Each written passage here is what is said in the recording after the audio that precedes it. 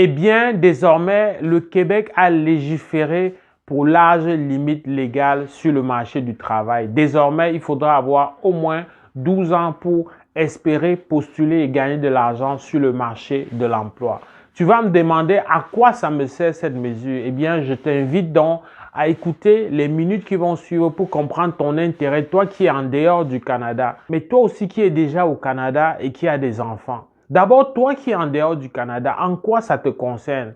Il faut savoir que l'emploi que cet enfant de moins de 12 ans, et Dieu seul sait combien ils étaient de plus en plus nombreux. D'ailleurs, les accidents de travail pour cette tranche d'âge-là a augmenté de 500% selon les dernières statistiques. Le fait qu'ils étaient sur le marché du travail faisait qu'il y avait une paresse, faisait que les employeurs ne se pressaient pas pour recruter un nombre maximal à l'étranger. Donc, tu comprends que dès que ces milliers d'élèves qui étaient sur le marché du travail vont arrêter de travailler, comme c'est le cas dès la promulgation, donc, toi, tu vas pouvoir avoir la possibilité de travailler davantage puisqu'ils ne seront plus là. Il y avait cette sorte de concurrence déloyale que j'avais d'ailleurs décrié dans une vidéo. Et dans cette vidéo, je mettais en avant le fait que nos enfants qui arrivent étaient détruits, leur avenir scolaire dans un pays avec autant d'opportunités. Ils volaient très bas, ils voyaient très court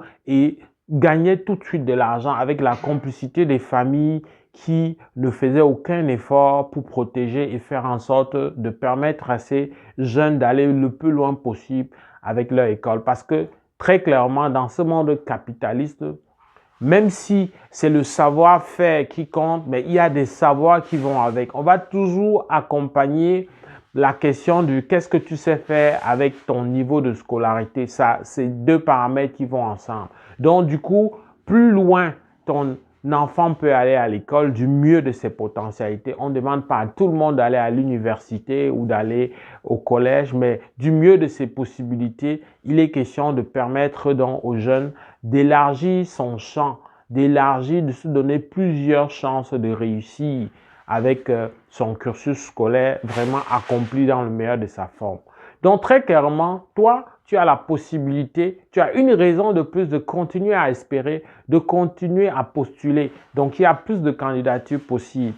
Ça ne va pas changer du jour au lendemain le fait que des employeurs aient cette paresse-là. Tu sais, le législateur fédéral a protégé le travail étranger en mettant des mesures vraiment rigoureuses, vraiment strictes, qui visent à s'assurer que le travailleur, une fois arrivé, ses droits seront vraiment reconnus, ses droits seront respectés. Donc, face à ça, les employeurs et tout ce que ça va coûter comme frais pour la démarche, pire encore, les délais de traitement que ça prend, tu comprends que tout était réuni pour que les employeurs se rabattent sur ces jeunes-là. C'est vrai, hein, il y a une mesure d'accompagnement toujours après les cris des employeurs.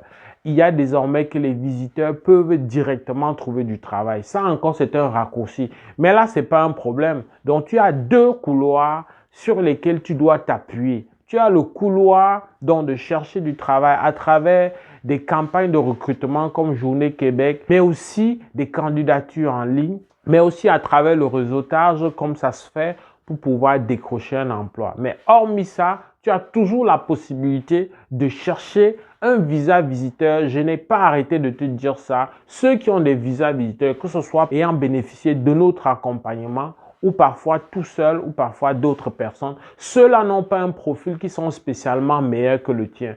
Ici, sont seulement bien pris. Ils ont fait les choses comme il faut. Donc, n'hésite pas si le visa visiteur est une idée qui te tente. Nous sommes capables de t'accompagner dans ce sens-là.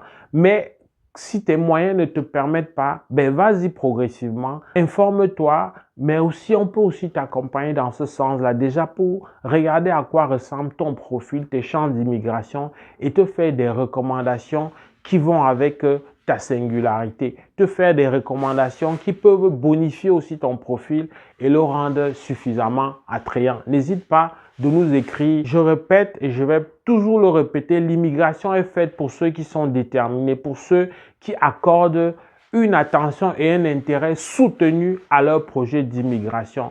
Pour ceux qui comprennent que c'est un projet entièrement comme les autres qui prend les mêmes caractéristiques qu'un projet normal, à savoir la patience, à savoir mesurer, à savoir être réaliste, etc.